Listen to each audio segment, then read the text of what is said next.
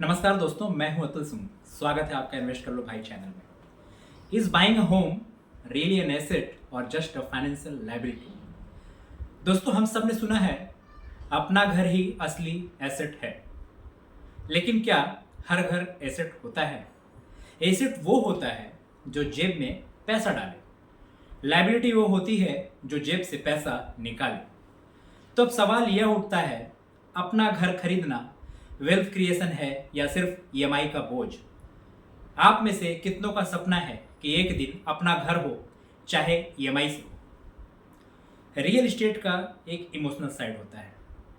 Indian society में घर मतलब होता है प्रेस्टीज और सिक्योरिटी। पेरेंट्स का सपना होता है बेटा अपना घर ले, लेकिन इमोशनल डिसीजन हमेशा फाइनेंशियली सही नहीं होता।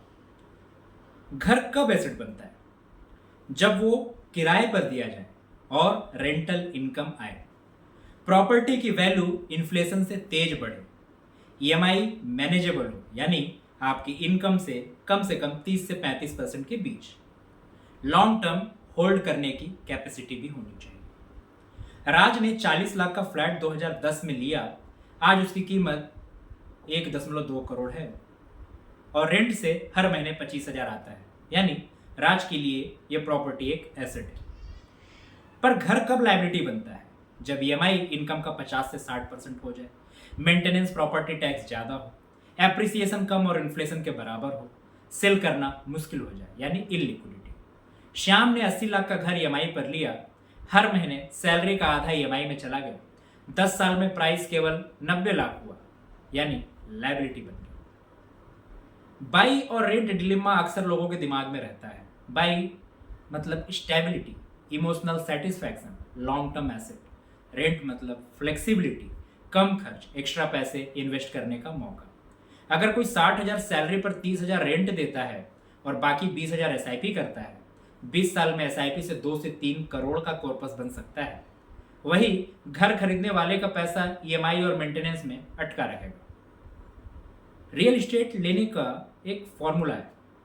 घर तभी लेना चाहिए जब 20% डाउन पेमेंट रेडी हो, साथ ही साथ ईएमआई आपके टोटल सैलरी का 30% से ज़्यादा ना हो, और जॉब और बिजनेस स्टेबल हो, और साथ में इन्वेस्टमेंट कंप्रोमाइज ना हो।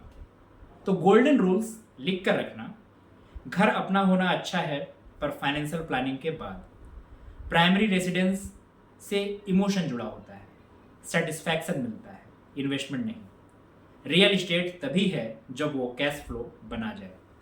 तो दोस्तों, आज आपने सीखा कब घर एसेट है और कब लायबिलिटी, बाई वर्सेस रेंट का असली हिसाब, और घर खरीदने से पहले कौन से फाइनेंशियल चेक्स जरूरी हैं।